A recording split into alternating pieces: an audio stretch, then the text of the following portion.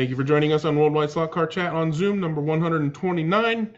The gang is all here. We got John and Luff and John and Russ and J-Rod and Wayne and Dewan and Don and Mike and Jeremy and Garth and Don and another John and Neil and Jim and Dennis and Kyle is back and Phil is back and more people. Let's talk slot cars. As usual, let's start with show and tell. So if you have anything, actually, yeah, go ahead and put your hands up if you have something you want to show and tell. But I do want to start off with a reminder to our viewers that the content that you see on any given Zoom chat is entirely based on who is here, right? So you might be seeing a lot of 3D printing stuff. Well, we've got some guys in here that enjoy 3D printing as part of their hobby. You might see a lot of 1/32 stuff. A lot of us enjoy 1/32. If you want to see more HO stuff and you're an HO guy, come and join us. Show off your HO stuff. Same with, wing cars and 143rd and whatever. If it's any kind of slot car, if it's related to any kind of slot car of any kind, come and join us. Share your love of the hobby, and people will ask you questions and want to know more, and we'll have a good time. It doesn't have to be just what you see right now. It can be everything. So don't be afraid to join a chat and pitch whatever you want to talk about. As long as it's slot car related, we're good to go. So again, if you want to show and tell, raise your virtual hand. If you don't know how to do that, tap your screen, tap more, tap raise hand, or tap reaction and then raise hand, depending on what kind of interface you got. Usually at the end of the raised hands, I ask people to wave hands if they can't get their virtual hand raised. That's fine too. So we'll start things off with Mr. Crawley. He had his hand up before we even hit the record button. What do you want to show and tell today, John? Well, I got the new Scale Electric Lotus Senna. It's the Camo Lotus.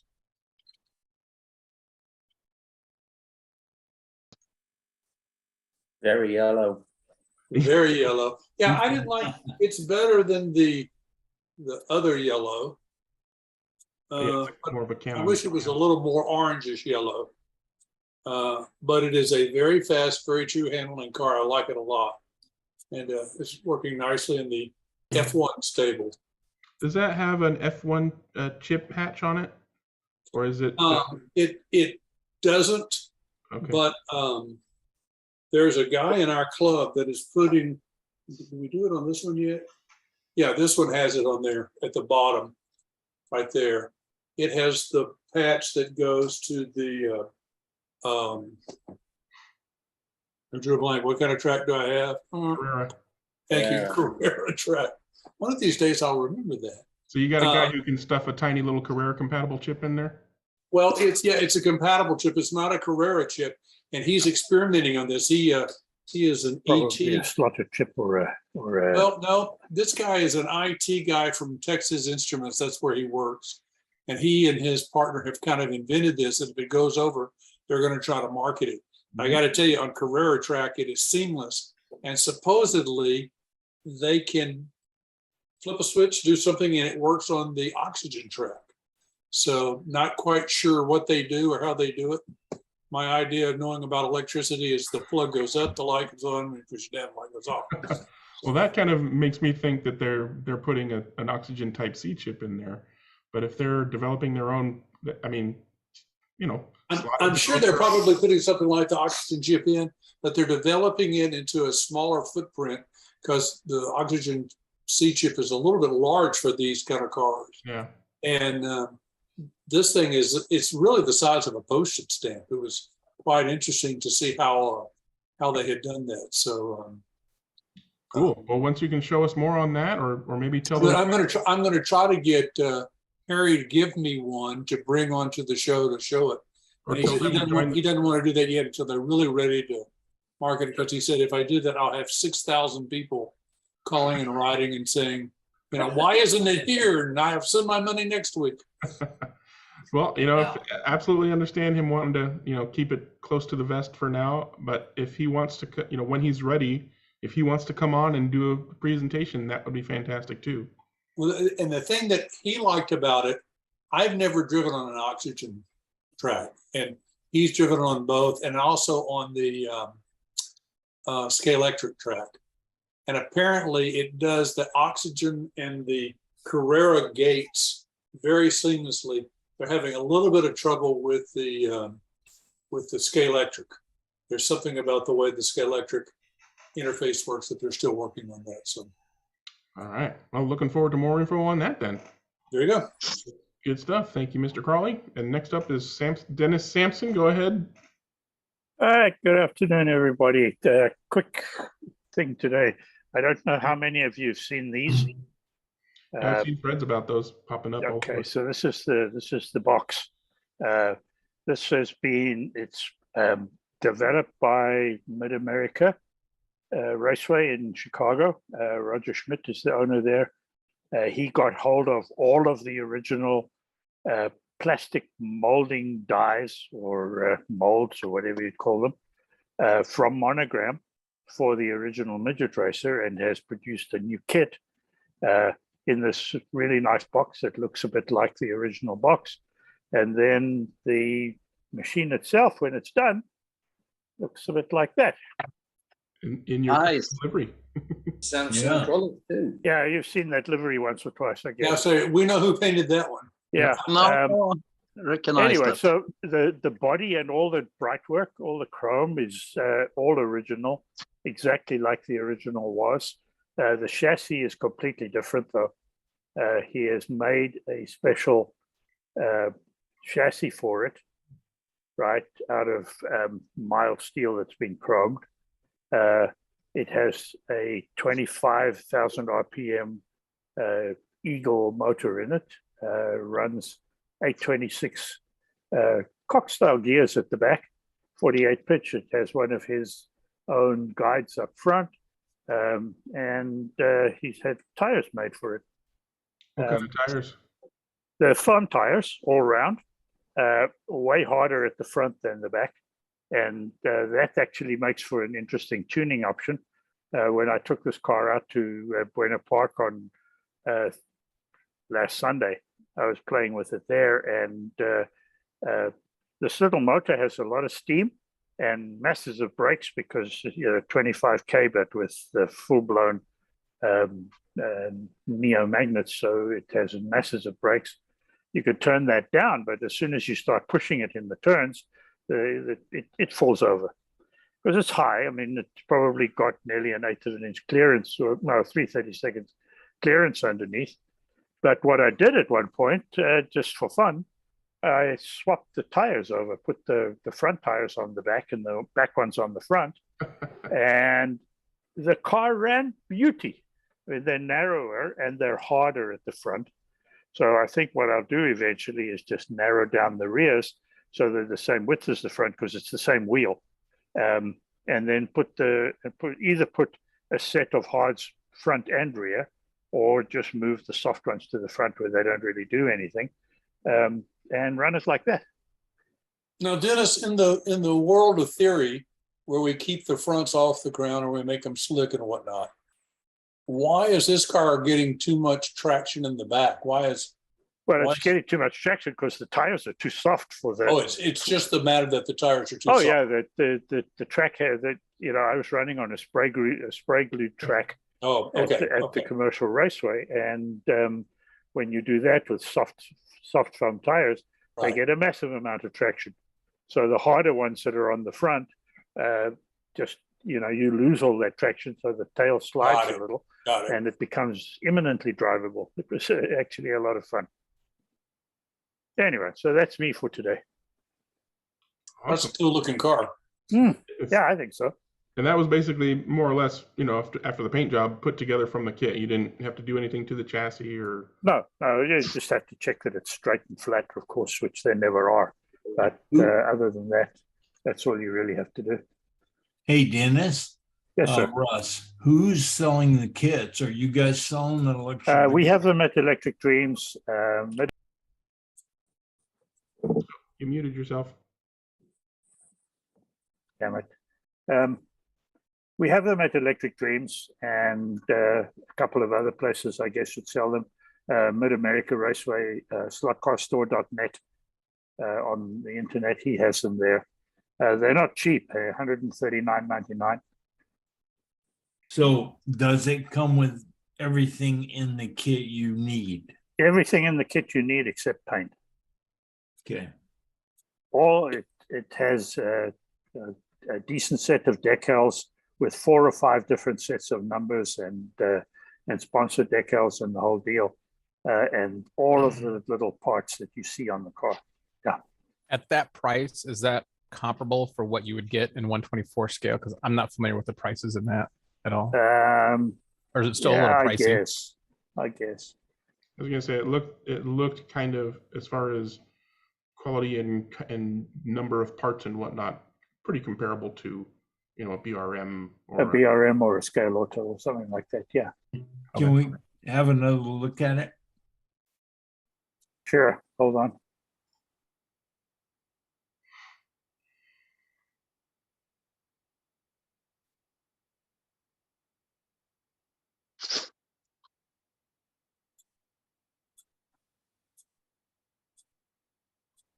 This way around. There you go.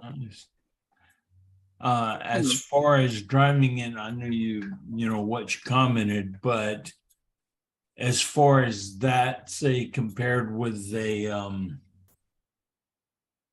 GT style car. Yeah, what would you most closely compare it to that we might be familiar with? Maybe a flight truck. Yeah, I was gonna say something small. Something that falls over at the slightest excuse. No, it's not quite that bad, but it's close to that if you're running on sticky track. But other than that, when you're done, then it runs. They have a pretty fair turn of speed. They're quicker on a commercial track than a regular geared slotted or something would be, I think, because the gearing is very long, 8 to 26, so it's 3.25. So no, not bad. Is it? Anyway, cool. Thanks again for sharing. You said you had to straighten the chassis out a bit. Is that right?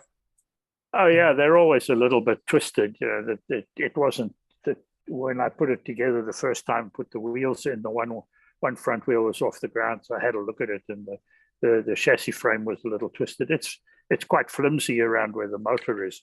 So what I eventually did was there's a little bracket folded up inside that you screw the motor onto. So I actually twisted it upward or twisted it forwards at the top a little, so that the motor sits at an ever so slight angle, which means that the front end of the motor is pressing down quite hard on the chassis.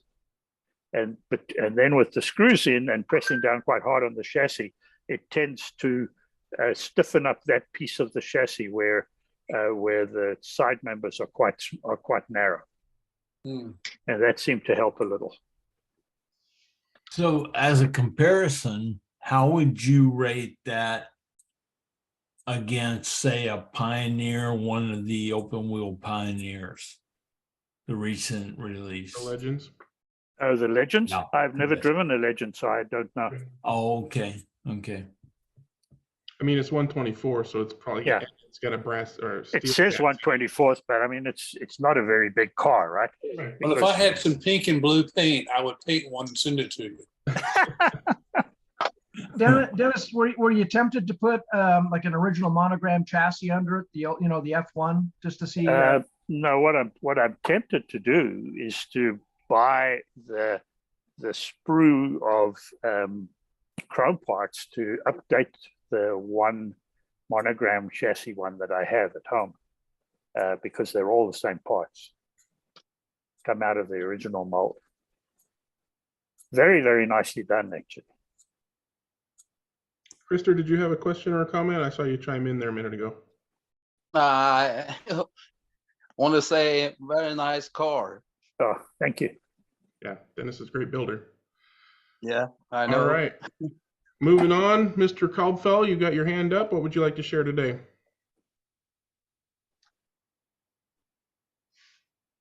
Still muted. There you go. So I'm unmuted by the look of it. Yep.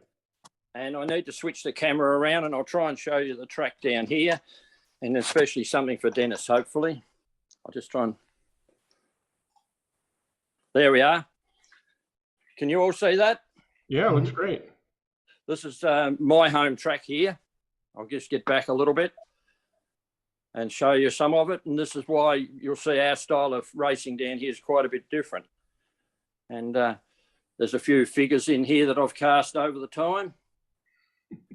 These pit buildings here are 3D printed. Nice. As most of the figures are too. They're either cast or either my castings or 3D printed figures. So I'll wander around. That is a beautiful layout. That is just a beautiful layout. Yeah, it's a the nice only track. one down here that's landscaped. It's a nice gorgeous. track. Could you turn your phone sideways? Well, We could see a better view. No, I can't get it to work. It's off an iPad, mate, and it won't pick it up for some reason. I'm sorry about that. Tell us more about the track. Is that obviously it's braided? Is that Yes. or MDF or? It's 12 mil MDF made in 4 sections. About 9 years ago. So the scenery's starting to get a little bit ratty now, and I'm in the process of upgrading it. There. Is it copper tape or is it braid? It looks like it's braid, Dennis. Oh, okay. Yeah. Yeah. But So not I'll go magnet around braid. here. Standard braid, No, not just magnet normal. braid. Yeah. Just normal braid. Yeah. Now I wanted to show Dennis this grandstand here because I think he might recognise some of the people in it. Yeah, the story there is that my friend Russell Sheldon, in the days when he was working for Emirates Airlines and was living in Dubai, cleared out his cupboards and found a whole box of 1/32 scale spectator figures that he'd been collecting for the day when he was going to build a track, and decided that he wasn't going to build a track. So he sent them all to me. And I used, it was literally hundreds and hundreds of them, I think, like 400 eventually. And so I used some on my track, and I said to Russell, do I owe you something? He said, no, just make sure they all find good homes. So when Phil was busy with that, I packed up a whole bunch and sent them down to him. So that's where those came from. Yeah. That's awesome. Nice. So it's a 66 feet lap length with about 300 mil rise and fall around the sides of the track. So It looks bigger than as 60. well as that, I also have 2 rally tracks here. Oh, nice. Single lane rally tracks that we use this week. The reason I decided to show this week is that the place was reasonably tidy because I had racing here on Tuesday night. Yep. Well, it is. And the other one is in a process of being extended. I'll see if I can get a reasonable view. Sorry about this being not in landscape. And giving Jim Cunningham a run for his money. Wow. This is just, Yeah. Phil, So this what is we really do- great. It's great stuff. I love it. Yeah, I'm quite happy with it. So it's quite good. As I said, it's been about 6 years. I had a 3rd rally track, but I gave that away to one of the other guys. Yeah. So that's all I've really got to show. I just thought I'd show you what we do down here and something a little bit different. Thanks, guys. Except for Nice. Dennis Very nice. putting aspersions on fly trucks. We're racing them as a series down here at the moment, which are quite interesting. And Nothing wrong with the them. only They're just fine trucks. Yeah. What are your controller hookups like? Pardon? What are your controller hookups? What kind of plug are you using? We use a domestic plug that's used down here. I don't know whether I can show you that here. There we are. It's a 240 volt plug we use down here with a round earth pin. Right. So that it can't be plugged into a normal power outlet. The reason we use that is one of the commercial builders 40 years ago started using it, and we've just carried over from that with it here, because everyone had controllers that we used like that down here. So, yeah. Joe is asking where you got the trees. eBay out of China, a place called We Honest, and they are pretty good to deal with. Hunted them up on eBay, and they're quite inexpensive. So compared to quality trees, yeah. So they passed the 5 foot rule. Yeah. So yeah, no, thanks guys. Anyhow, I hope you enjoyed it. Fantastic. Yeah, we love seeing people's tracks and stuff. So Very thanks. nice. Next time, I hope to show you some of what I'm doing with 3D printing. I'm working on some replacement chassis for the fly cars at the moment. We're going to try and we've been racing fly cars since they came out, as Dennis mentioned on his chat with Marco. They're a beautiful car, and we started racing them, and that's what got me back into 30-second racing 20 odd years ago. But Please they're tell getting me- long in the tooth. Please Pardon? tell me you're going to do a Lister Storm chassis. No, I'm only doing the fly. I'm only going to do the fly classics at the moment. Oh. Because we're looking at upgrading all them next year. The idea of this is to allow the fly classics to become a little bit more competitive with some of the new things like the slotters and that. So hopefully that'll work, and we'll see if we can upgrade it and keep the cost down for people, because everyone's got fly cars that we've been racing. It's just the chassis are getting long in the tooth now. That's for sure. All right. Thanks, guys. All right. Thanks, Phil. Thanks for sharing. Next up is Brian. Go ahead, Mr. Giprich. All right, we're going to try to do a screen share here.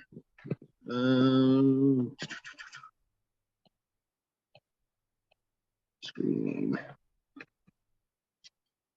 Start now.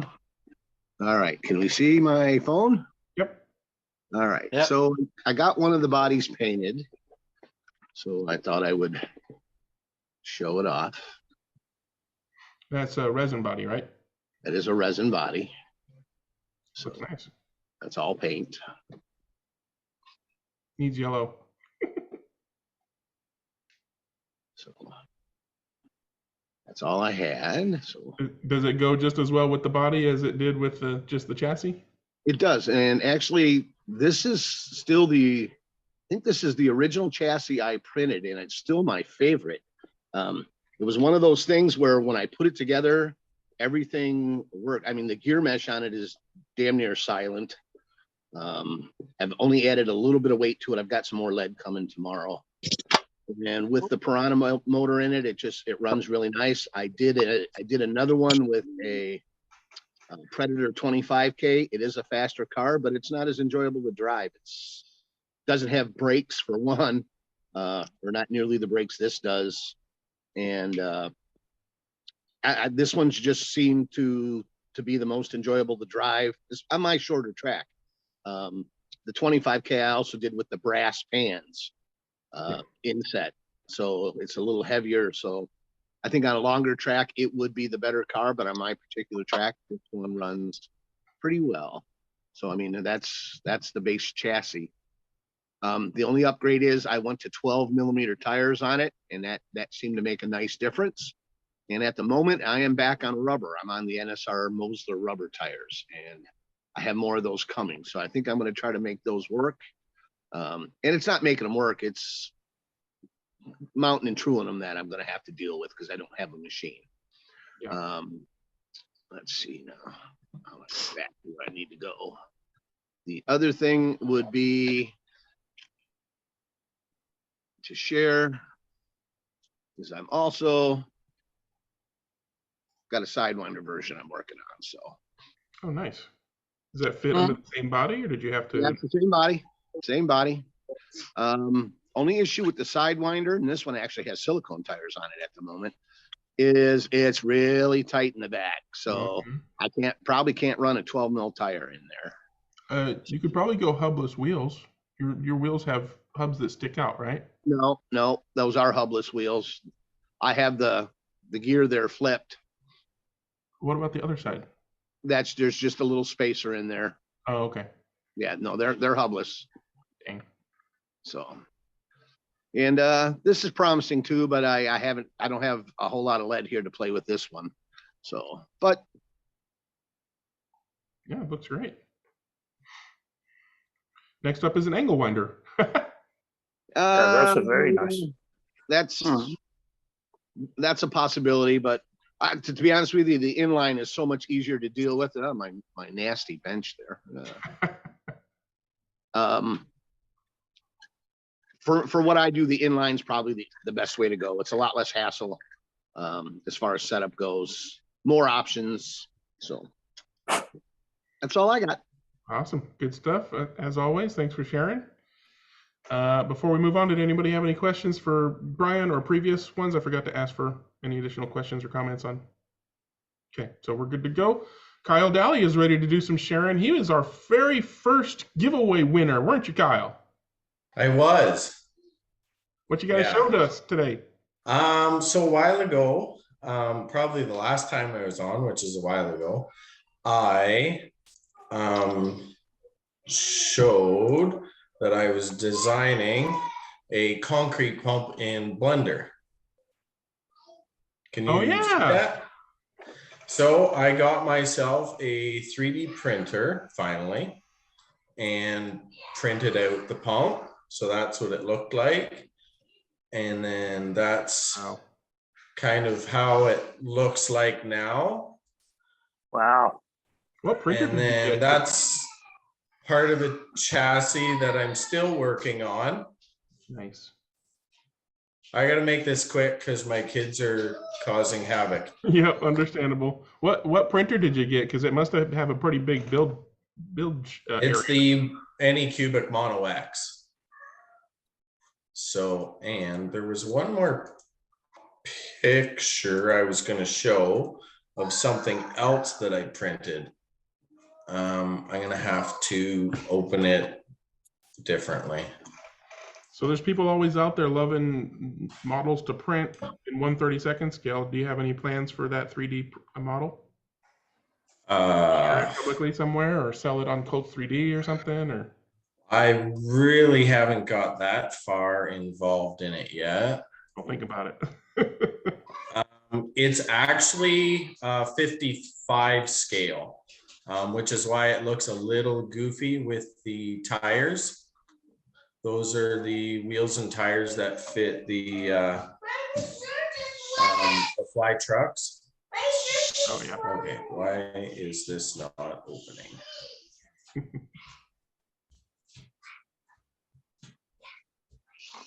I was gonna say that's a massive vehicle, so it had to have been smaller than 1/32 scale. Yeah, it is. A concrete pump is fairly large in real life. Like bigger than a fire truck. Okay, I wonder. Wing. Okay. This hopefully works this time.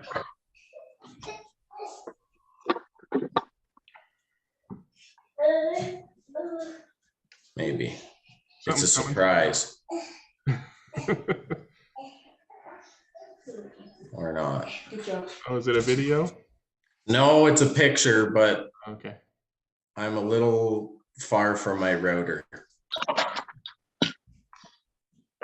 Okay. How about we'll go to somebody else and then we can come back if it loads. No problem. Hey, John. I'm gonna stop that share while you get that picture loaded. What were you gonna say, Russ? John, you were about to show look like a World of Outlaw car a little while ago. Me? Which John? Yeah, I mean, I'm jumping out of line here. But, Oh no, that was the Aurora model, the red one. oh wait, no, John. I'm talking about John Crawley. I'm sorry. Oh, thank you. Hey, I gotta hang up. There's like 5 Johns in here. He was talking to me. I held it up when Dennis was talking about his had his Roadster out there. Hang on a second. He don't share yet. Get that picture up, He's Kyle? talking. Yep, the picture's up. Okay, go ahead and share, and then we'll get back to John. Okay, can you see that? Yeah, the engines. So I also designed a 409 engine in Blender for the guys out of the 60s. Nice. That remember those engines? And some and then They wrote a song about it. The 2 little heads were for my nephew. He lost a Transformers head, but it just happens to be in the same picture. That engine looks pretty good. Looks like it needs a little bit of cleanup though. Well, that's basically right after the supports were taken off. That's what I figured. Yeah. Yeah. But there's not a whole lot of spare time in my life right now. So I hear you. Well, thank you very much for coming on and sharing. How are you going about and removing your support? how do I remove my supports? I've played around with the support settings enough that once I remove it from the printer bed, I give it a rinse, and then I just take my fingers and I squeeze them. Yeah. Basically, you just take them and you squeeze them, and 90% of them come off. Well, what I'm going to suggest is maybe you try running them under some warm water. I've actually gone as hot as the tap water will come out of my faucet. Give them a quick little rinse with that, and they'll come off even easier. You might get them off even cleaner. Oh, okay. Give it a try. It works real well. It works real well on the bodies too. For getting the supports out from underneath and stuff. They will come off much easier.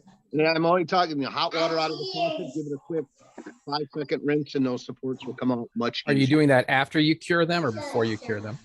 Before. Before. You Okay. cure them with the supports on. The supports are just going to be rock solid. So, pretty much always remove supports before you do the final cure. Daddy. All right. Thanks for sharing, Kyle.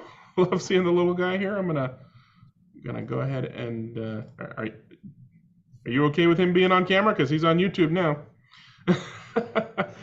All right, John Crowley, go ahead and share the car you were wanting to. Russ, that's what I think you were looking at. Oh yeah. Yeah. Yeah. Now, where did you? Well, I'm sorry, we're kind of jumping on a line. I just wanted to get in there and say, I'd like to talk about those today while we're on. So we can either do it now, Greg, if it's okay, or whatever. Yeah, where'd you get those, John? I have no idea. What? Yeah. Oh, that's helpful. I got them off of YouTube about a year ago, and I showed them on this program. I remember They're that. 1/24 scale, foam tires. The tires is what made me, when Dennis was talking about his tires and stuff, it's what reminded me of this. I don't know who makes them, but you might, if they're Dirt modifieds or no? yeah, they come with the. I'll try to look it up while we're on, but Yeah, I'd be interested. They come with the top and without the top, and they also, the same people have what is it that they race up in the Northeast? The World of Outlaws. Kind of the modified World of Outlaws kind, yeah. Oh yeah. They have those as well. So I'll try to look it up, and while we're on the air, I'll report back to you. Thanks. Appreciate it. So we'll look back. Sorry, Greg. That's Sorry, fine. guys. You know, it's all good. We're all good. We're having fun. But looks like Dewan is ready to do some showing and telling. Go ahead, Dewan. Oh, okay. Doing some hunting on eBay. Actually, I've had a little search out there on eBay since, I don't know, well over a year ago when John Kitt passed on a copy of that model car track magazine for the. Let me get rid of my background first of all. Let me do that. Yeah, click the arrow next to video. Yeah, there you go. All right. Okay. I end up picking up. Is it showing up there? There it is. You got the whole year? Yes, I was looking for that one issue, but ran across and could never get that one issue. I found the whole collection for the year, which brings me to.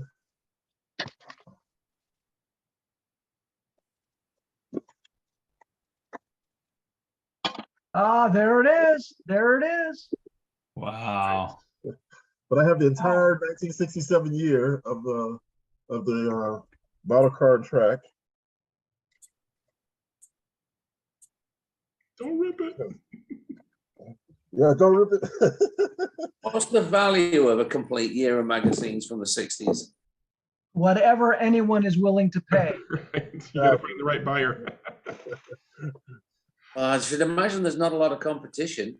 I guess the question then is, how much do you pay for that, Dewan? I got it for $80. Yeah. That's for the whole year. That's actually a really good price. Yeah, all 12 issues for the year. Yeah, that's what you'd expect. Yeah, so I was happy. That included shipping, so I was happy to I would have paid you know, $25-30 for that one issue. So get the whole year was great. That's all. So eBay?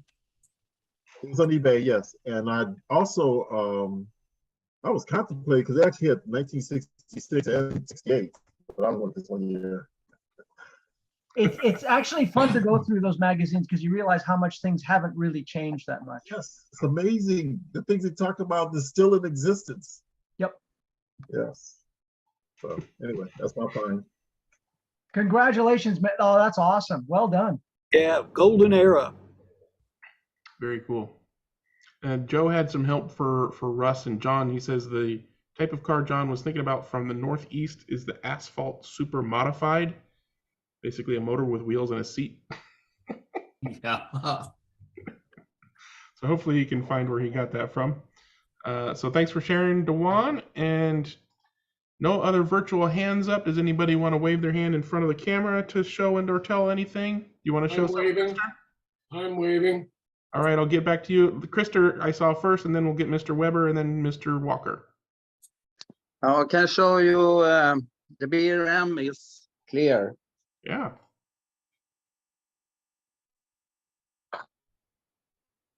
You see anything? Yeah, we see the Yeah, blue. that's a Scirocco, right? Yeah. Oh, so the Scirocco is clear, but I'm working on some cars for myself. Planning to go to Germany next year to Karl-Heinz and Frame Design meeting, and a very lovely car, Bissarini. Oh, that's nice. 5. I think it's called. I'm working on that now. 538. Sorry, it's a Le Mans car from 1966, I think. This car I'm going to have some lights in, and I'm not going to do it as much as Mikael Niemas do, open the doors and everything, because you can't race it then. But I think it's going to be a very nice car. I love this shape of the body. It's a body from Karl-Heinz Frame Design. And also in this car is going to be Niemas BR chassis. I think Dennis knows this chassis. Electric Dreams sell this once. Yeah, I we think. sell them. Yeah. Yeah. It's very good chassis. Yeah, very nice chassis. Yeah, we another guy who produced them before Michael take over them stopped that I think 2-3 years ago, and Michael take over that, and I think he have produced very nice things. Mm-hmm. And I work also with a car too, a Ferrari 612. It's a Can-Am, Chris Amon's cars. Yeah. And No. This one is very special chassis too. It's only produced 20 chassis. I have number 18, and it's 20 years celebration of Karl-Heinz production. Wow, with this, nice. And his signature on the chassis too. So working on that now with that. I can show this. I love the Frame Design cars, you know. I do that. Beautiful. Yeah, he makes so very, very lovely bodies. It's a dream to build them, but take a little time to do it and make it good.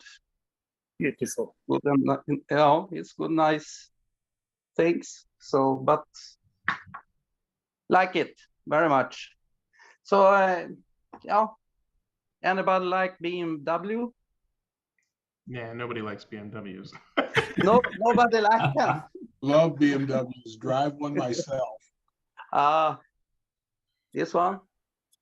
No, that one behind me. Oh, nice. That's a nice 2000. What is that? A 2000?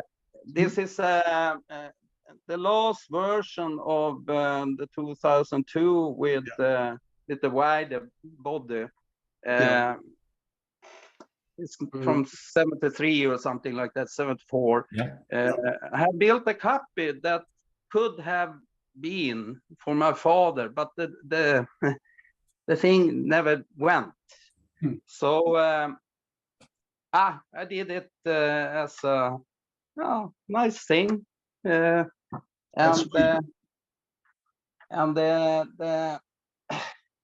the things happened was this car. Oh yeah. This is my father's race car from 74 to 75. Oh, that's cool, man. Yeah. That's awesome. And that happened. That the other one, blue one, didn't happen. So yeah. So it is. That's for me. Beautiful, beautiful cars there. Nice. Nice. Thank you. Nice. All right, thank you very much for sharing. And I said John Weber was next. Go ahead, John. Okay, thank you.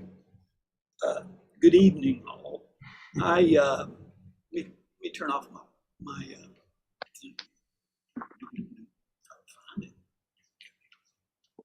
Oh, shucks. Yeah, well, let me try.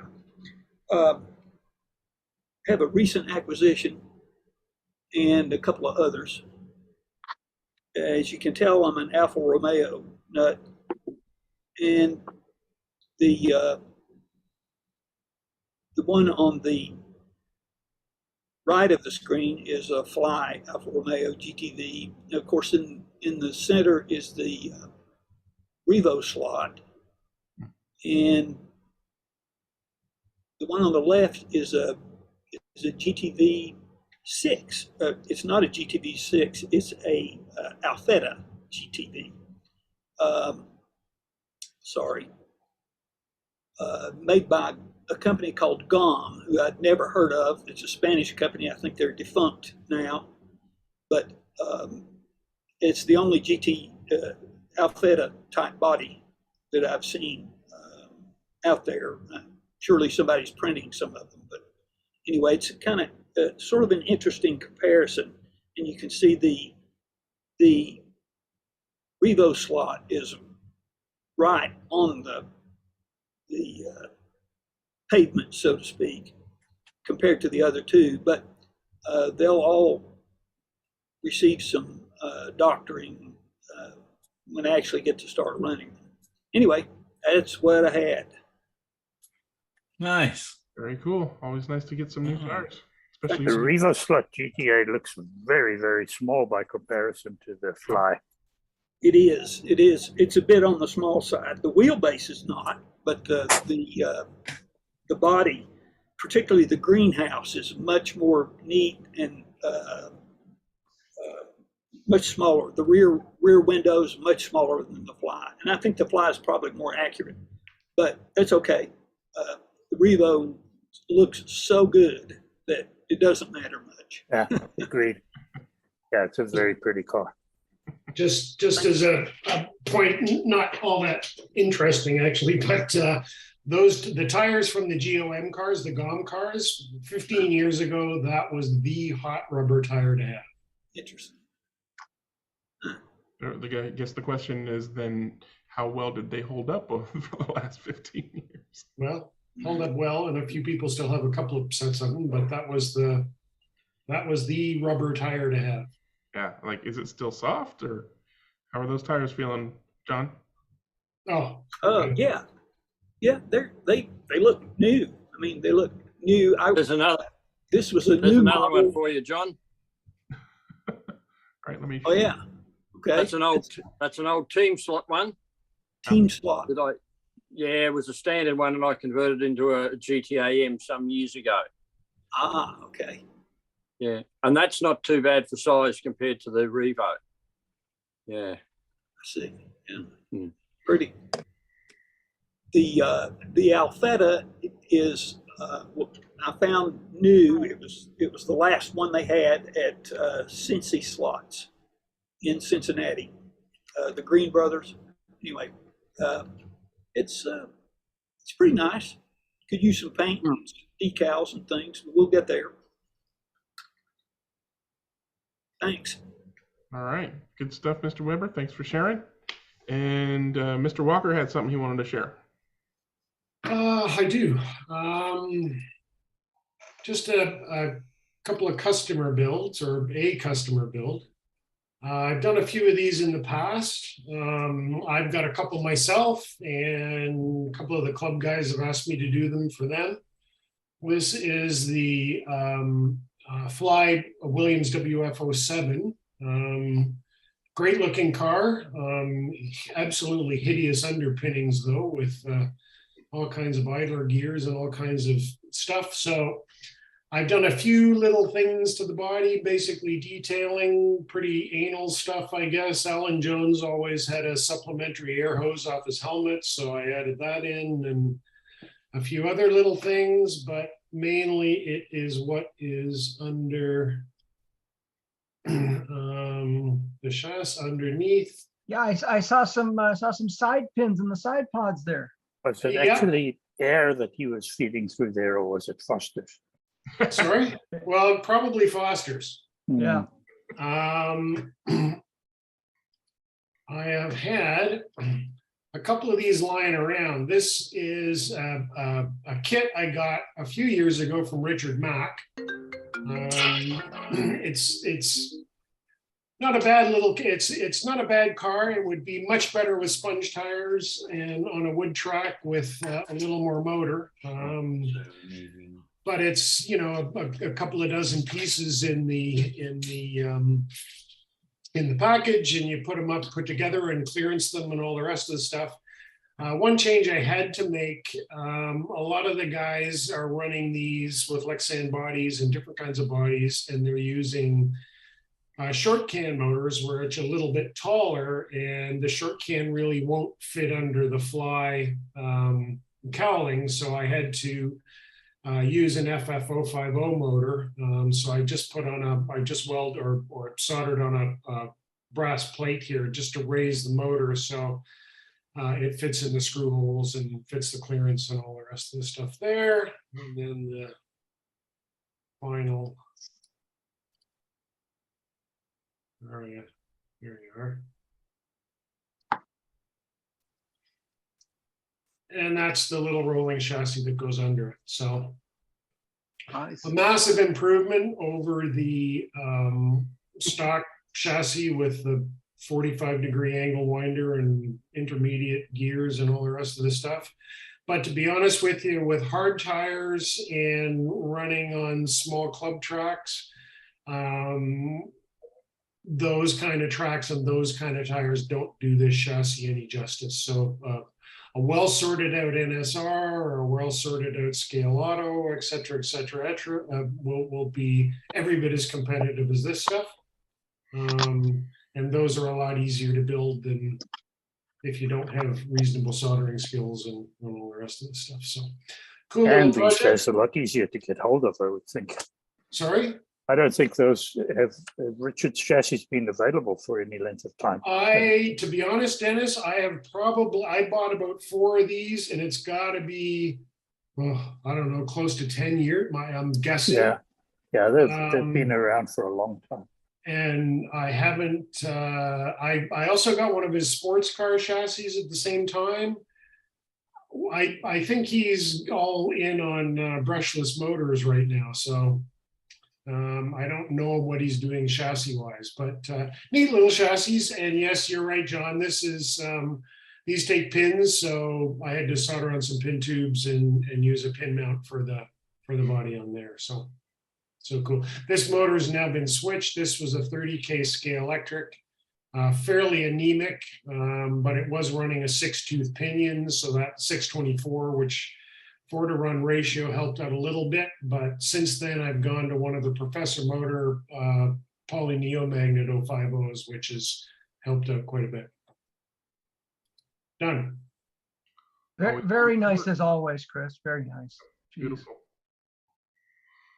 All right. No other virtual hands. Neil had his hand up a little while ago. Did you change your mind, Neil, or am I putting you on the spot?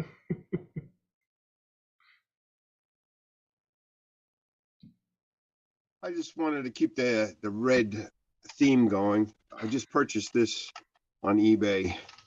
It's a Mini Cooper. Yeah, the Scalextric. Those things are just The Ninko. It is. Is it as noisy as a Scalextric? Because those things are just.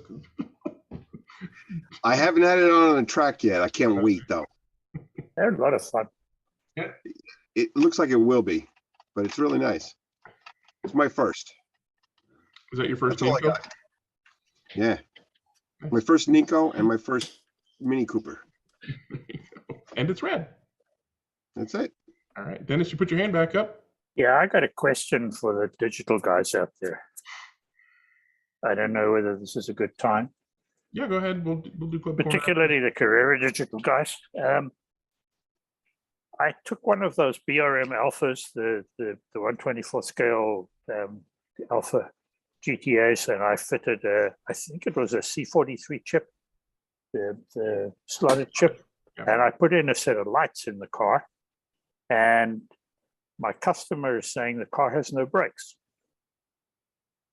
And I'm wondering whether anybody out there has had any experiences with cars not having brakes because of an aftermarket light kit or an aftermarket light installation going into the car, because that to me is about the only thing I can think of that should have messed around with the brakes, unless of course there's something wrong with the chip. Well, I was hoping that same person, as much as I could. I mean, I assume the light kit is wired to the braids and has its own board, right? Yeah. So it's the light kit isn't even touching the chip, right?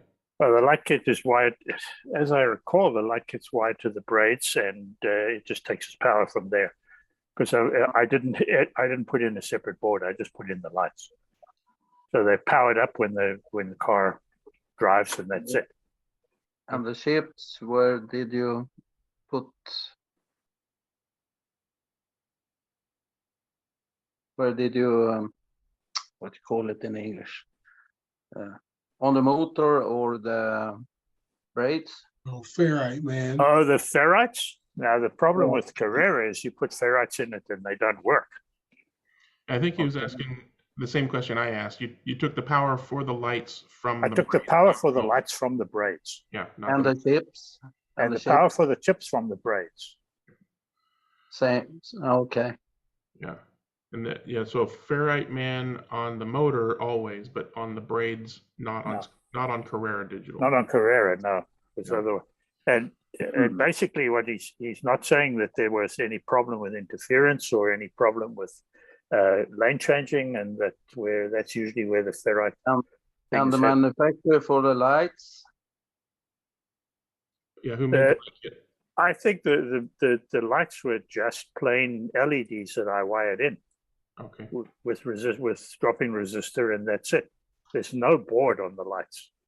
Okay. I didn't use a board, so it doesn't have brake lights or anything like that. It's just lights that are powered up like an analog car.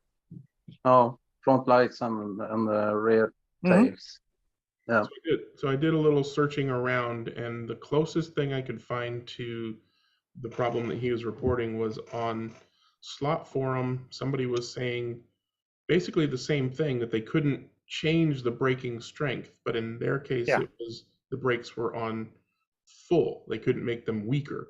Yeah. And so there was some discussion about, whether or not the chips were receiving the programming from the control unit, correctly and adopting the new setting correctly.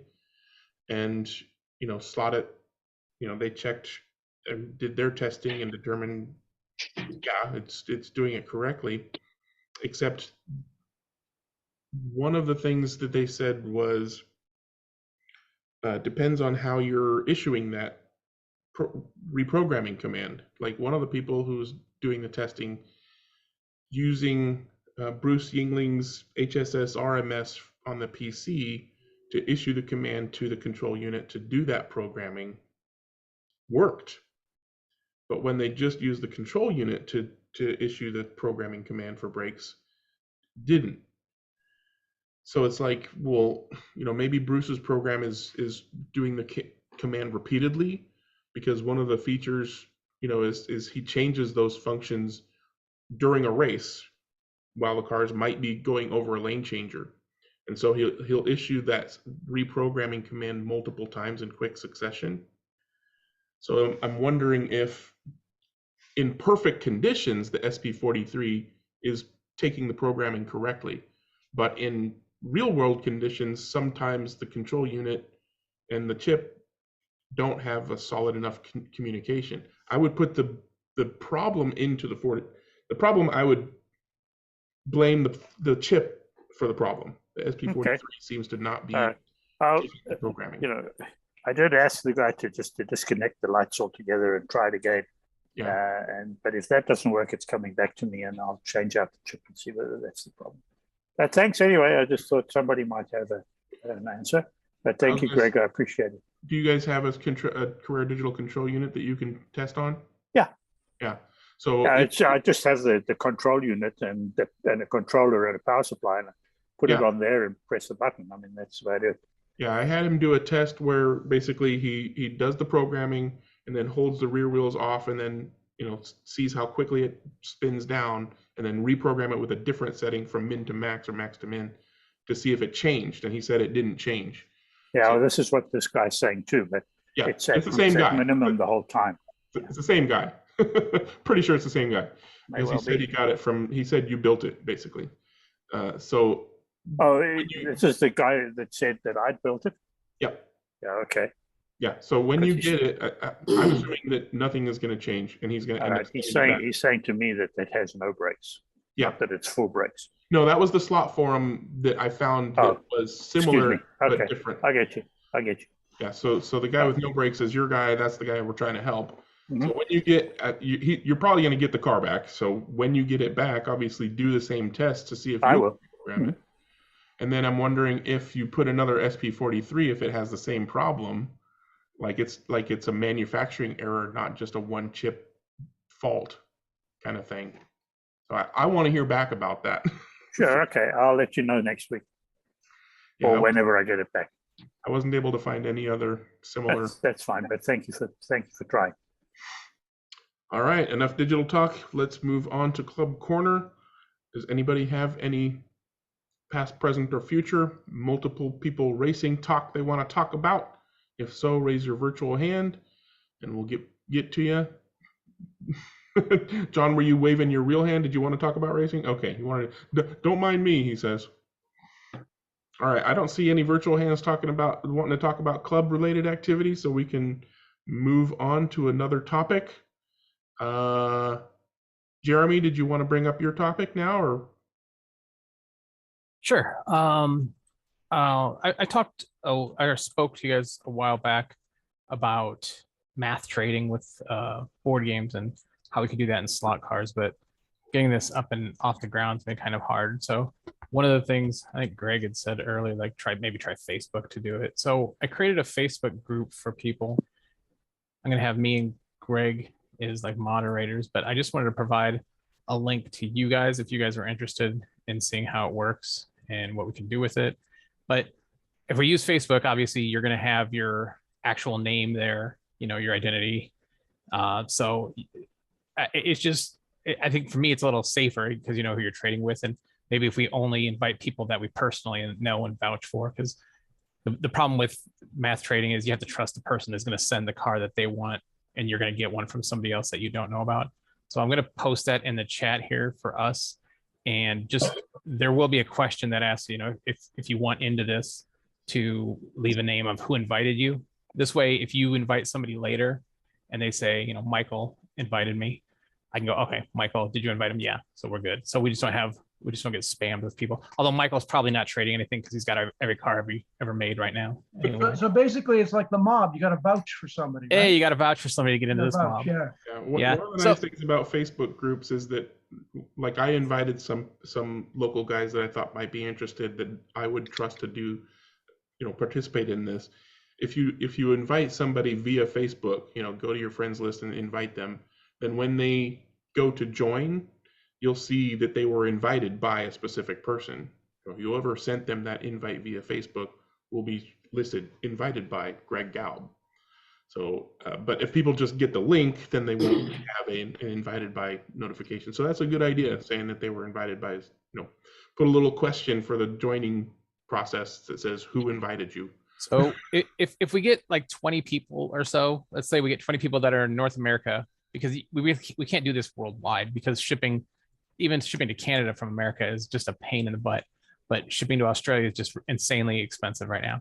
But what I'm thinking is if we can get 20 people from North America that are interested, we can try our first math trade. We'll do it live, or at least I'll film everything so we can all see that it's on the up and up. We'll run the software and see what happens and see if we get any trades. And if it does become kind of popular, then maybe somebody in the European section can say, hey, I'll run a European math trade for people in European or the Oceanic people who want to try it. I don't know if there's enough people Oceanic side or not, but for now, feel free to join and just kind of see what happens, how it goes. I mean, it could be cool. It could be a disaster. I don't know. So we'll see what happens. Hopefully it works out well. So I'm planning to participate. So, once we get some people, I've got some cars that I want to put up.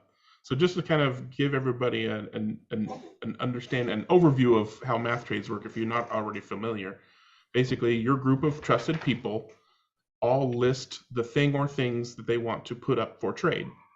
And then that same group of people looks through the list and says, yeah, I think I wouldn't mind getting this and this and this in trade for my thing, right? And then, as long as you're basically saying, I will give this to somebody on the list if I get one of these things that I think I would like to get from the list, then everybody does that, basically. You want to provide multiple things that you wouldn't mind to get from the list in trade for your thing, just to help the system make a match for you. Because if you just say, well, I only want that one thing, then it just might not match. You might not get a match. So unless that's the only thing you really want. If you don't want any, if you don't want anything, though, right? Then put nothing. Yeah. If there's only one thing on the list you want and nobody matches with you, then you don't have to get rid of your thing. Yeah, great point. Yeah, if you say I only want that one thing in trade for my thing, and it doesn't generate a match, then you don't have to give up your thing. You still hold on to your thing because you're not getting anything that you want in trade. So the more things, the more likely you'll get some matches. And anybody who doesn't get a match, obviously, they don't have to send their thing.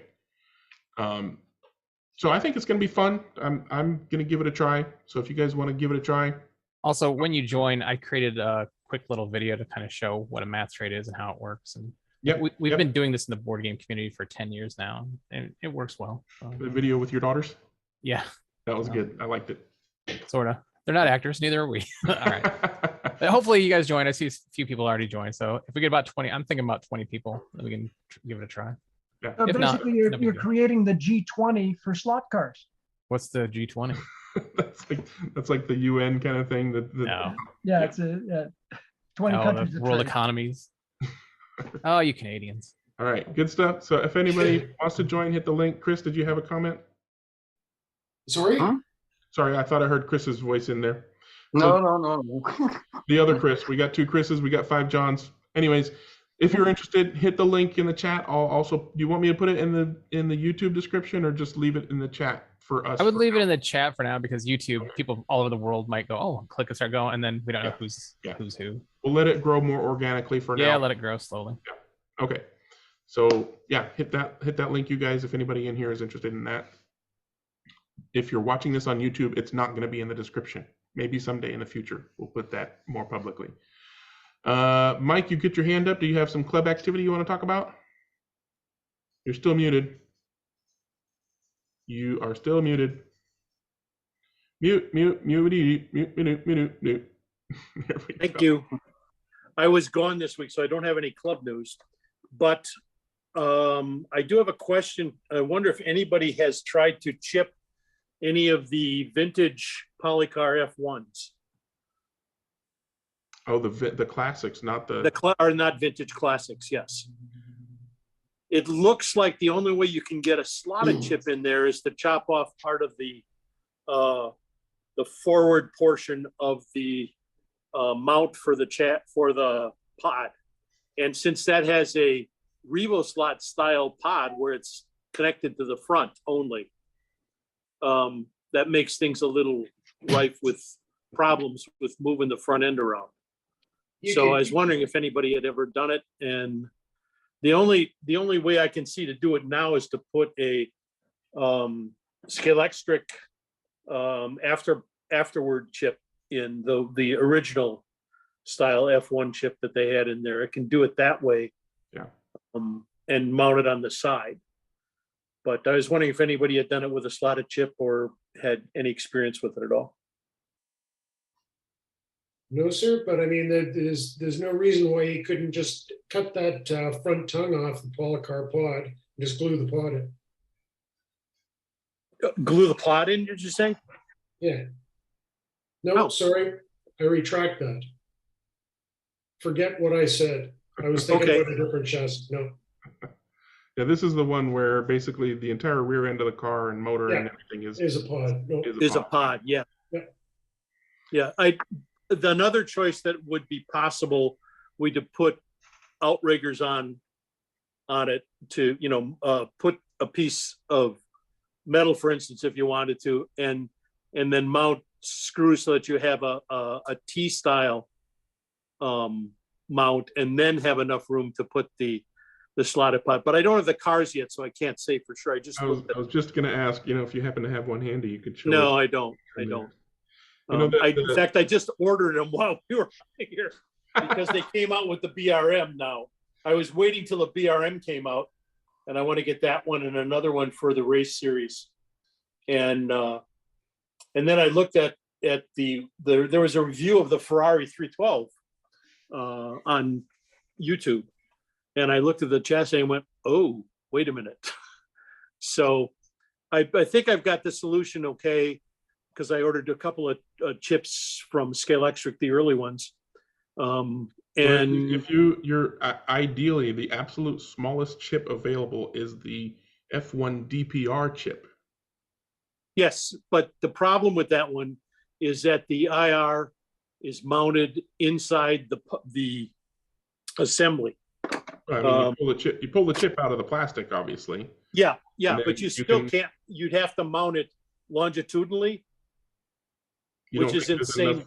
You don't think there's enough room up No, front? it doesn't look like there's enough room in the front of it to do it. I mean, even if you chop the guy's butt off and. No, it isn't a measured amount of room that way. It's that you have no place other than straight ahead to mount the chip assembly itself with the infrared in line, because the infrared is mounted directly on the chip rather than having a fly lead. Yeah, I mean, you could still put the infrared on fly leads if you wanted to. Yeah, that's true. I mean, you're probably going to want to desolder. You're probably going to want to either pull off or desolder the 4-wire plug and solder wires straight to the board anyways, just because the plug is so huge on the chip. Oh, yeah, I suppose. In which case, you could desolder the LED and put that on leads as well. I wish I had one of those slotted cars to open up and look at it. Yeah, well, I should have it by next week, and then we'll go from there. But I just wondered if anybody had an experience. And have you seen the slotted YouTube video? No, I haven't. That's the Monoposto. That's the more modern one. He's talking about the cigar cars. Yeah, I've used the slotted chip in the Polycar F1s, the modern F1s, but these are. I think last week he just did one of the older F1s. Oh, okay. Like very recently. All right. Maybe when he was doing the BRM, because that's the latest one that came out. I must have missed that. I'll have to go look for that. Hopefully we me too. get that information. And I haven't seen anybody post a chipping of that car on Slot Forum or any of the other Okay. Electric Digital forums yet, so you'll be the first. Okay, well, thanks. Take lots of pictures. What happened to the guy in, I think it was in Australia, who was making like micro, tiny little wee chips, or developing those? I didn't put too much interest behind it because digital is Would that be Dr. C on the Slot Forum? There's a couple of guys. There's Clive, aka Dr. C, that was on the Slot Forum, who was the first person to show basically a nano chip, as they were calling it, just a tiny little functional chip. And then there was, and he's in Europe. I forget specifically which country. And then the person you might be thinking about is Rick Field from Scorpius Wireless, aka Injector Man on most forums. He then turned around and basically said, yeah, we can do that with Scorpius too. And he showed some pictures of a prototype and said that he had it working. But yeah, I haven't seen any more mention of that since then. Right. I mean, they look cool because they were tiny little buggers, right? Yeah. Oh, yeah. Everybody was really excited about it. When they're like, holy crap, I could put that anywhere. Yeah. Yeah. Yeah. Hopefully we see something on those in the not too distant future. All right, Jim, are you ready to talk some slot car racing? Sorta. Talk about whatever you want to talk about. The floor is open at this point. It was another one of those weekends without a slot car race. Cool. Some beautiful cars were on the track. Nice. Very nice. Last weekend, Laguna Seca Raceway held the Velocity Invitational, and it's a second major vintage event at Laguna Seca. Next year, there's going to be 3 major vintage races at Laguna Seca. The Rolex, and the Porsche Rennsport reunion. So it's going to be vintage all year at Laguna Seca. This event had the normal stuff, Trans Am cars. We see these guys all the time because they're all, well, I think most of them are West Coast based. The Grey Ghost Pontiac, fairly famous car from the original Trans Am. And the Velocity is one of those events that you cannot run a vintage car that doesn't have a race history. It's not, like a lot of the vintage races on the West Coast, you see cars that are 1970 Datsuns, but they've been built in the last 2 years. So all repros, right. The under 2.5 liter Trans Am, this was a new class for them this year as a featured class. Some of the guys were talking about BMWs a few minutes ago. This was the first one of the few times that BMW actually won this race. And I'm a BMW fan too, so but he actually won the race. The Datsuns that really dominate this class on the West Coast are not legal because they are, they're current cars. There was a couple famous cars or a couple interesting cars, and one famous driver, and period Datsun. The VW and the Dodge Colt raced back in the day. So these are original, again, historic race cars. And what the real thing about this 2.5 liter event, because they feature different marks or different classes every year, along with kind of the standard ones like the regular Trans Am. They had the original Alfa that Horst Queck drove and the John Morton 510. Those are the real cars. And they did not race, but they were there on display. And I ran into this guy out on the track, Pete Brock, original BRE, worked with Carroll Shelby on the Cobra Daytona Coupe. He just happened to be out on the track. He was there signing autographs as well, but I ran into him out on the track. Zach Brown has an amazing, Zach Brown from McLaren. I don't know what his title is, CEO or whatever of McLaren. But he's got some pretty nice cars, and these are the 2 that he brought this year. And his collection are only winning cars. He does not collect unique cars. They have to have a period winning history. The car on the right, the Capri, won a couple of the European touring car, and I think a DTM race. Was driven by Niki Lauda, among others. And that's a Bathurst winning Holden Commodore. Ran with the GT. Question: is that the original Capri? It's original what? Race Capri. Is that the original race Capri from the factory? Yes, the Capri. Yeah. It's one of I think one of 5 of the exactly. 3.4 liter. It had a Formula 5000 engine in it. It's a 3.4 liter double overhead cam, which was legal for Formula 5000 in some series. And they put it in the Capri because it was a Ford-based motor, and they ran against the BMWs. Yeah. McLaren was there. Oh, sorry. Go ahead. They have they burned the factory. The factory was burned up, and it's not so many Capris left after that. Of this one, I think they only made 5 of this version, which was the one with the 3.4 liter in it. Yeah. So it is, because Bosse Brastad, a guy in Sweden that raced against my father, had one from the 72, the 3.1 car, a factory car. And the factory went up in a fire in 74, 75 or something like that. So it's not so many cars left today. Yeah, it's an amazing car. This car actually, I saw this, not this particular one, but one of these race in IMSA in 75 against the Porsche Carreras and did very well. Ran right up front with the Porsches. Very, very fast cars. Jesus. McLaren brought some cars to the race. So I was just going to say, Jim, that Zach Brown did it the right way. First, you make the money, then you go racing. Yes, and he quit becoming a race driver to become a gazillionaire or whatever. They brought one of the McLaren F1 GTRs that raced. They also brought 4 Formula 1 cars, and they put some fairly well-known drivers in it. Contemporary driver Pato O'Ward. Mika Hakkinen drove one of the McLarens. And then another guy you might recognize drove a 3rd McLaren. Mario. 82 years old, flogging a relative. I think this is a 2013 era car. Yeah, I saw the video. It's awesome. Yeah. So he was out there, driving like Mario always did. The teammates. By the way, I specifically showed that to my wife to say, see, there's still time for me. At 82? Then she broke the other leg. So that was really cool to see Mario Andretti in a contemporary Formula 1 car.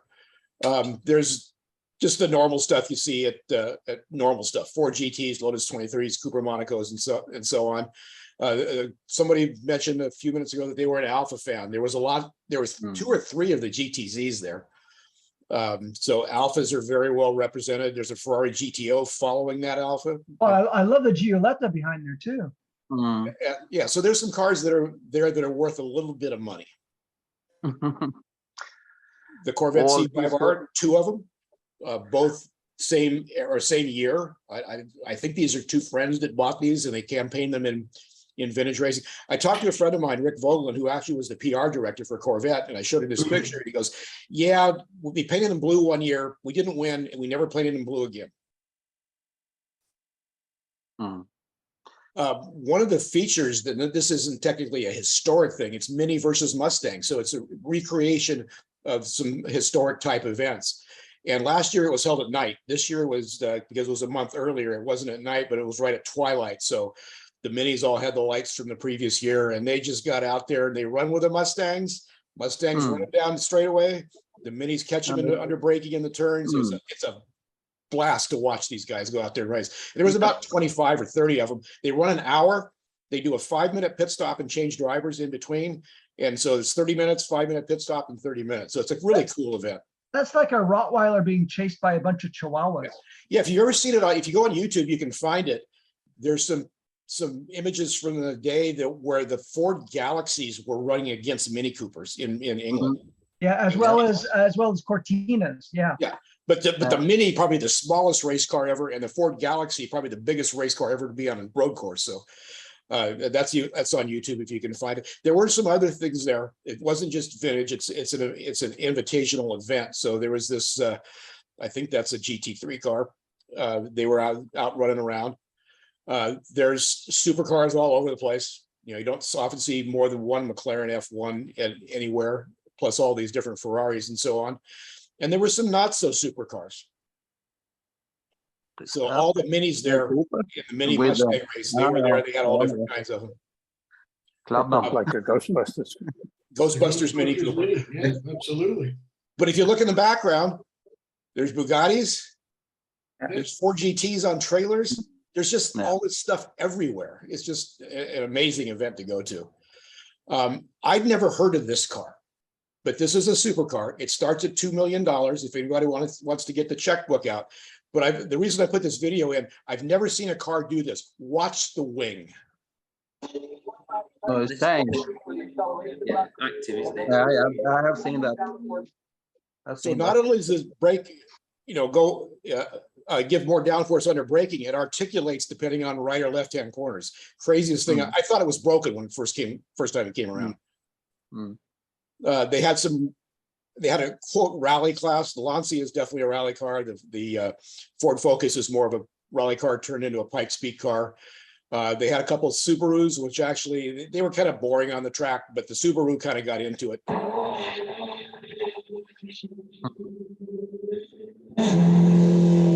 Into the spirit of rallying.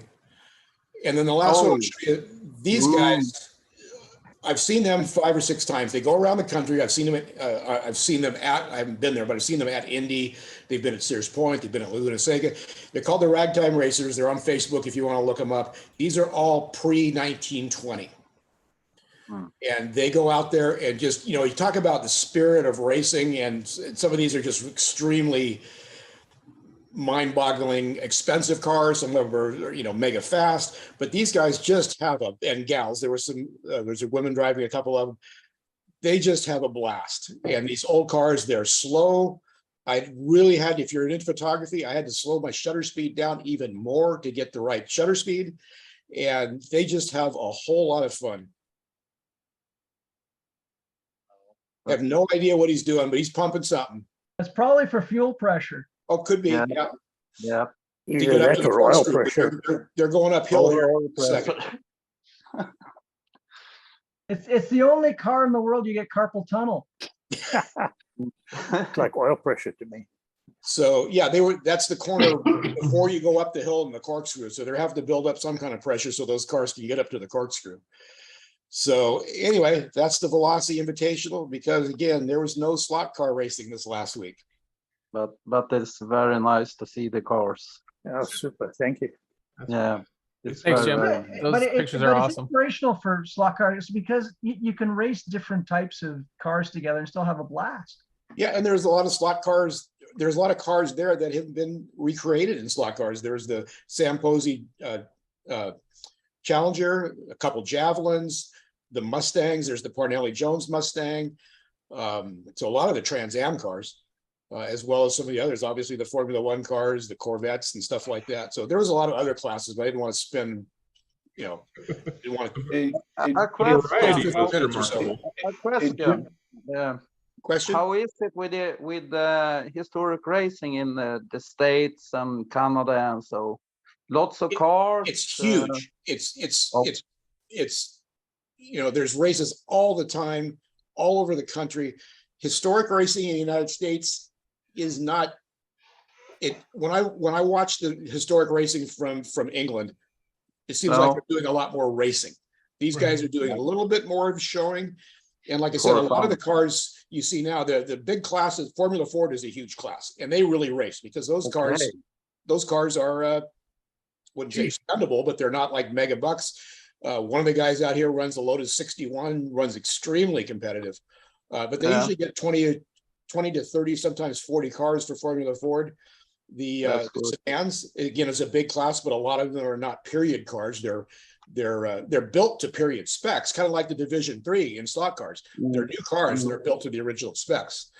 And so, and you see every once in a while, you see a Ford GT. We do have the Masters Historic Racing, which is both European and the United States. They do Masters Historic Endurance Racing, and they do Masters Historic Formula One. So Formula One, they can have 20 to 30 period Formula One cars, basically pre-turbo. So 95% of Cosworths. There's a couple Ferraris that run. They were at the Rolex, Niki Lauda Ferrari 312. So in historic / vintage racing is going huge in the United States. Okay, because I see in Scandinavia it going down a little today. Maybe because of the the price, so they have more expensive now with the war and everything. But I see it going a little down because I'm involved in this. I have myself a historic race car, and we see a little down in Sweden Well, today. bring it to the Rolex next year in Yeah. Laguna Seca. It's The not that far. BMW. Not that far. Well, there was I didn't show it because, like I said, there's so many things I could have been put in there. There were 3 BMW CSL Batmobiles there. Oh, A Jägermeister livery, a black one, and then the works. The Jaeger, is that the car from Denmark? No, You I know think that? these were all from the United States. But Okay. there were 3 of them there. Okay. Yeah.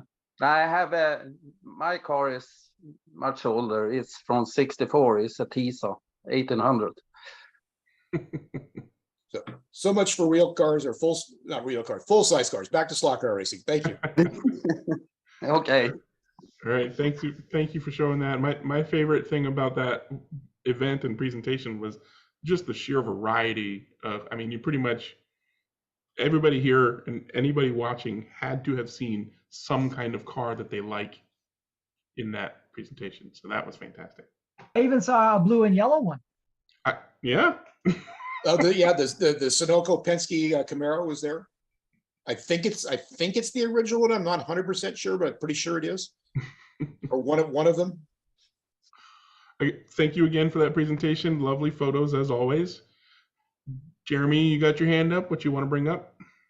Hey, I have questions for people.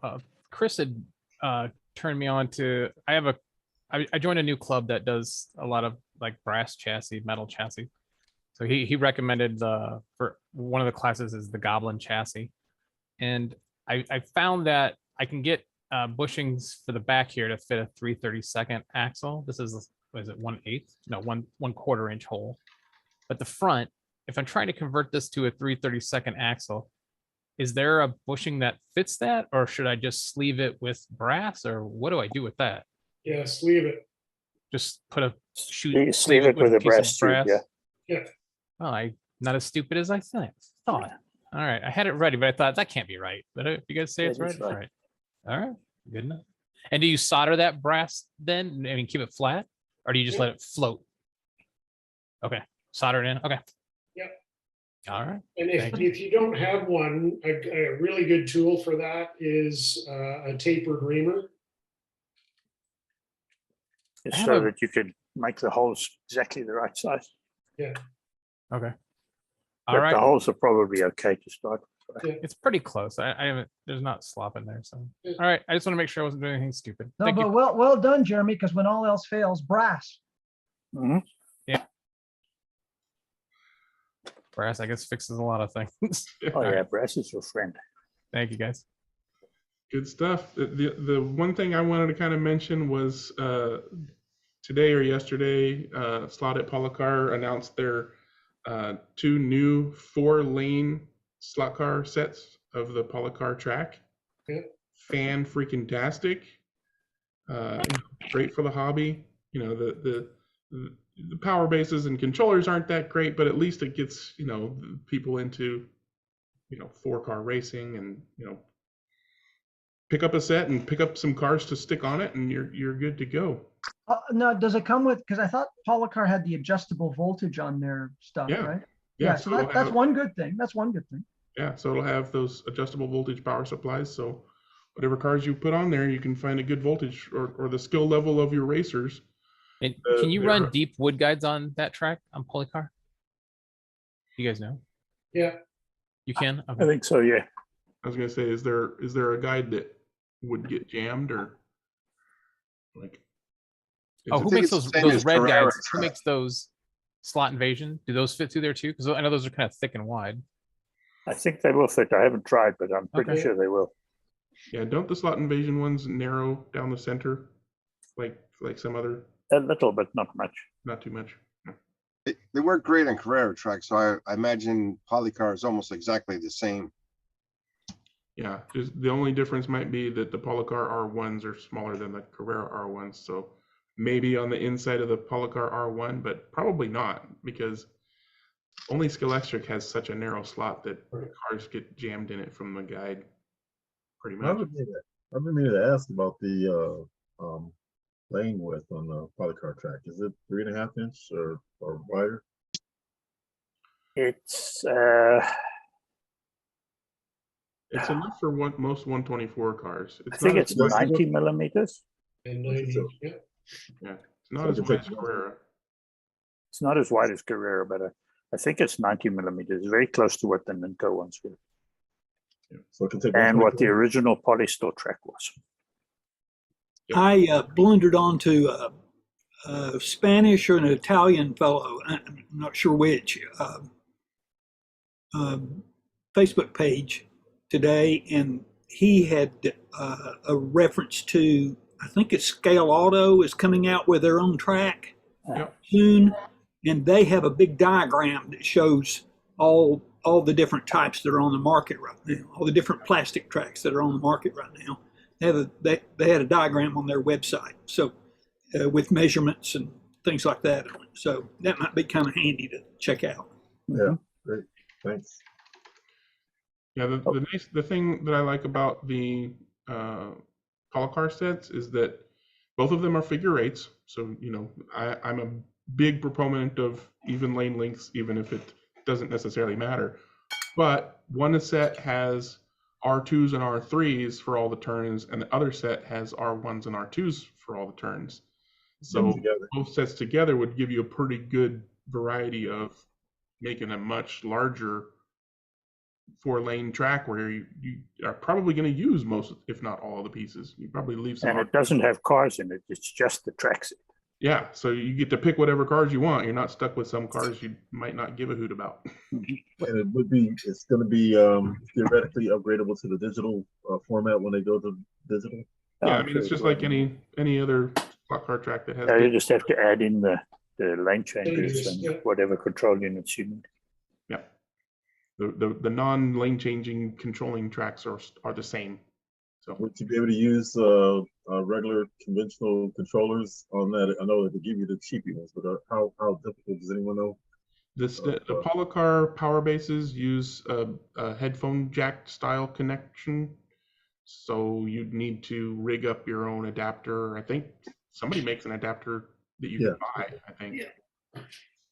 But you know, some people just, I mean, if you're wanting to use club style controllers, I would just fix the Polycar bases and do proper, power wires and a nice big high amp power supply with adjustable voltage. If you're going to spend the money on good controllers, go ahead and kick in the extra bucks for a good power supply and proper wiring and hookups.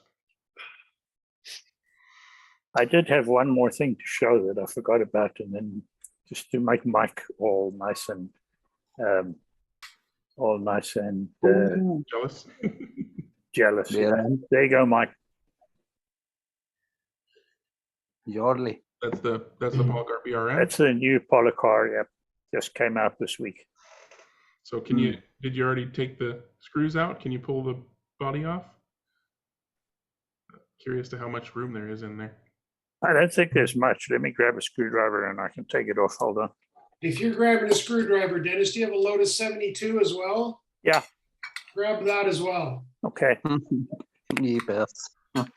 Some other Dennis news. Did you see that video he did for Electric Dreams? Yeah.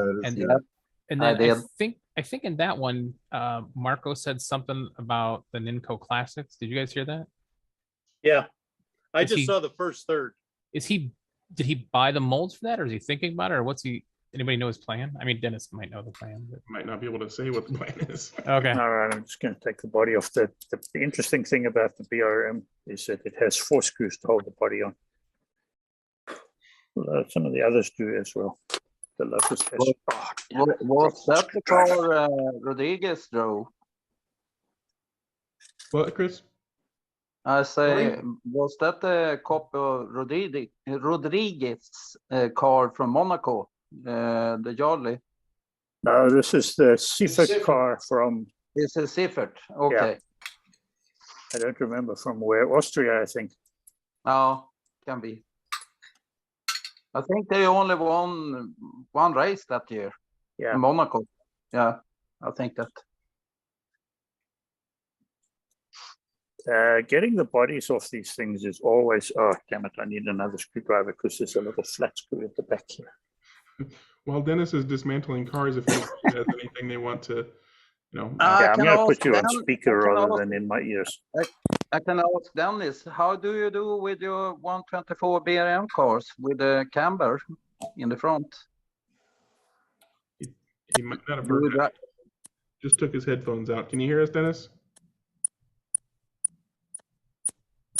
Apparently we can't hear you because your microphone ain't working anymore. Oh, I can show you. My hood, they have camber angles. Yeah. That I can do.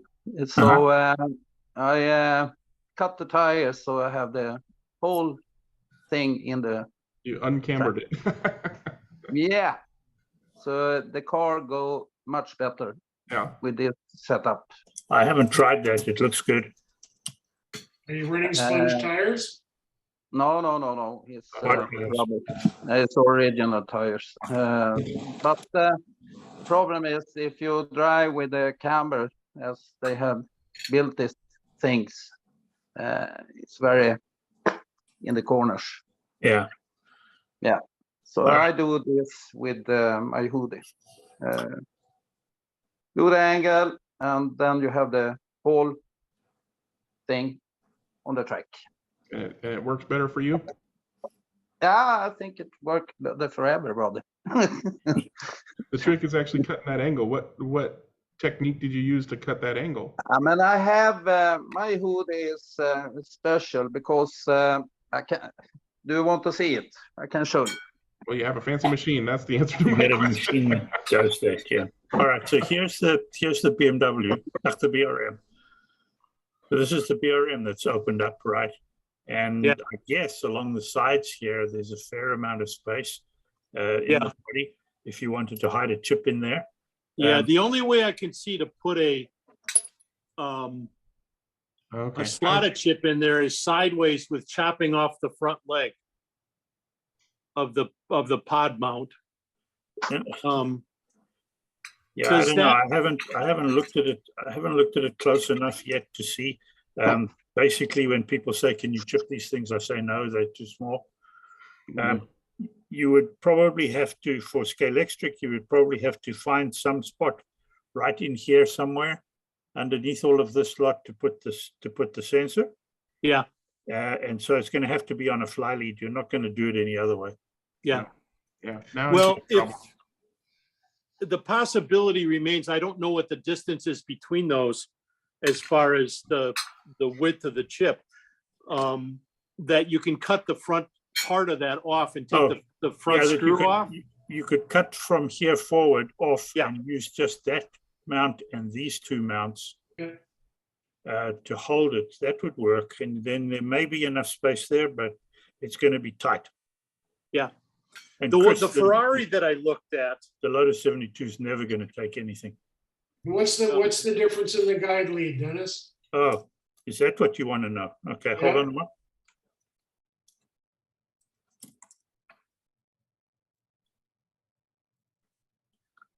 Basically nothing. So I'll start getting ready early and get some more. If anything, the BRM's ever so slightly longer. Okay, good. Maybe two millimeters longer. Good.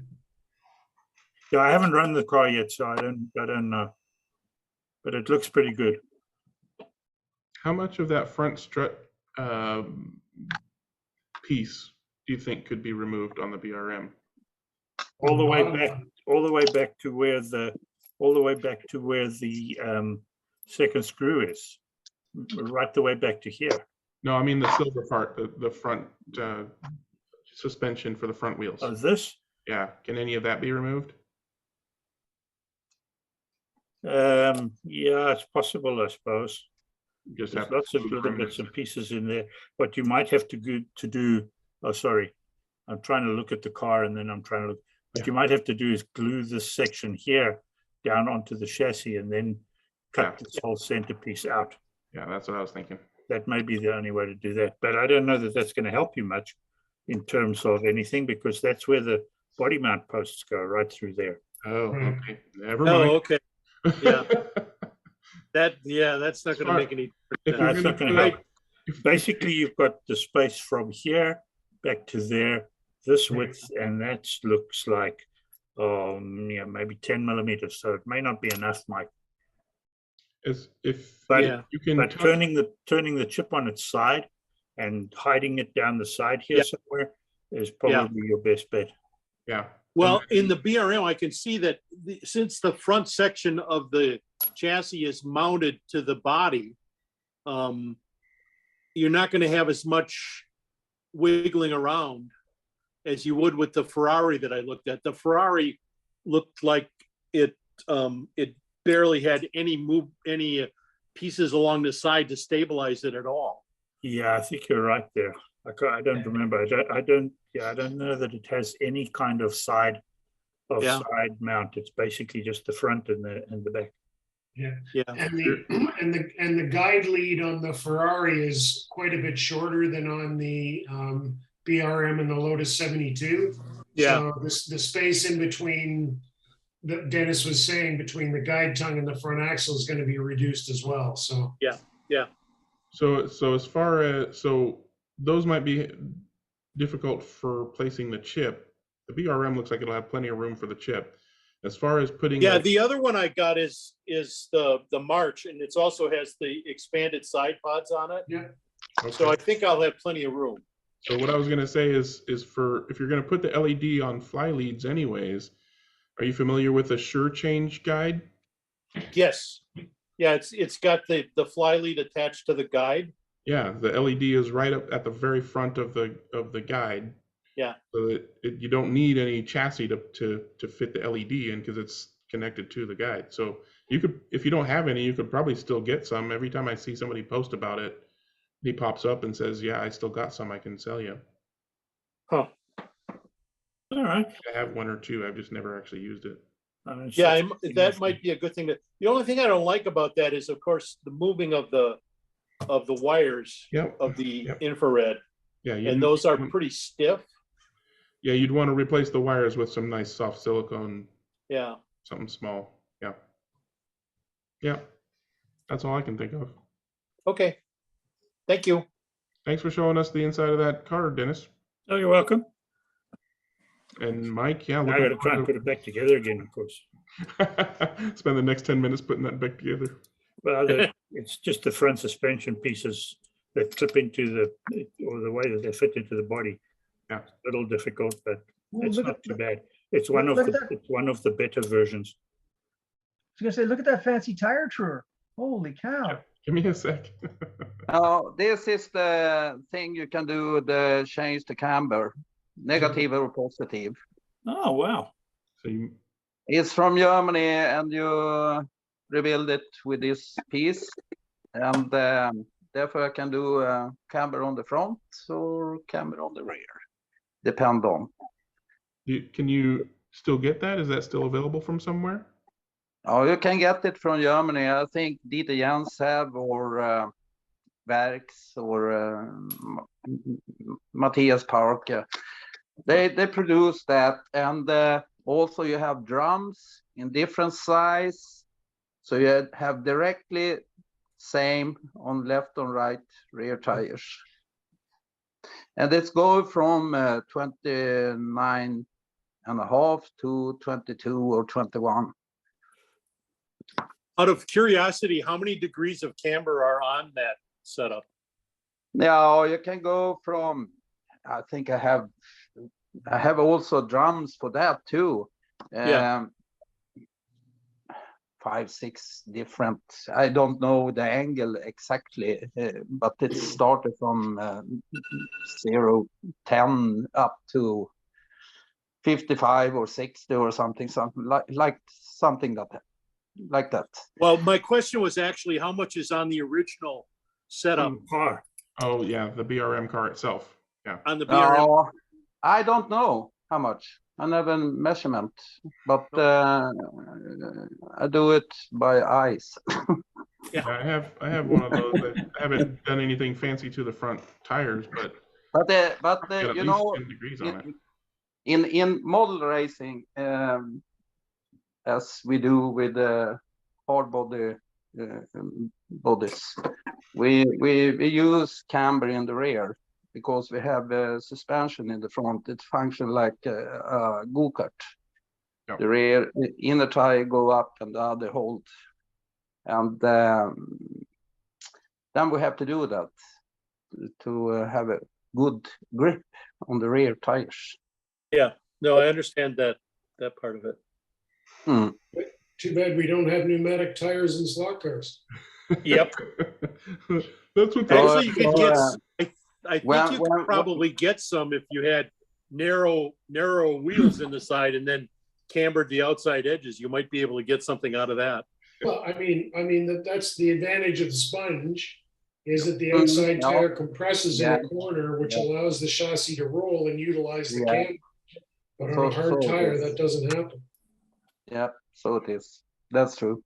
The problem is when we when we work with the tires, we go from in this one is diamond drum. We have to have that with this kind of tires we work with, and we go from 150 up to 4,500 to work when we do the tires, and we have some water when we work with it from 1,500 or something like that. So it's very hard work with this kind of tires, and you have to know what you're doing, because if you do wrong, you lose tenths of seconds in a lap to the other guys in Europe. So it is. So I'm not so fond of this kind of tires, if you say so. I prefer to drive spone tires in the cars. So it is. Thanks for showing us the machine. Thank you. Anybody we got 10 minutes left. Anybody have anything they want to bring up, ask about, talk about, circle back on? Otherwise, I'll hit the stop button. All right. Yeah, I just wanted to circle back to something. Yeah. First off, to say thank you to those that watched that interview that I did with Marco, that was sent out on Electric Dreams, and thanks to those who complimented me on that. Thanks to those who refrained from criticizing. I appreciate that too. They finally got around to the right guy. You know, you should have been first, Dennis. Say again? I said you should have been first, the first interview. Well, no, I mean, not behind Noviello and Maurizio Ferrari, no. Those guys are nobody, you know. Anyway. Hey, Dennis, did he give you any more information about Ninco Classics or anything you can share? Ninco Classics? That was in your interview. He brought up he had a plan for Ninco Classics. Marco did. No. No. I think that he may well have found a source of somewhere. And bought stuff that so you might find some coming on Electric Dreams website at some point. But that's all that I know about that. All right. I was hoping he'd bought like the molds or something. No. Crazy. No. With he's very big into buying up collections and finding new old stock anywhere and buying that. But I don't think we're into the manufacturing thing at all yet. But thanks, guys. I appreciated it. You're most welcome. You're very welcome. Yeah, lots of great videos, lots of great interviews on the Electric Dreams YouTube channel. Yeah, it's getting to be pretty good. If there's other people you think we should be interviewing, let me know, and I can always pass on the suggestion. I can't guarantee that it won't be ignored like most others, but we can try. No promises. All right, well, it sounds like we're winding down, and we'll just chat without any organization to it. So I'm going to hit the stop button, and we'll see everybody next week. Bye. All right.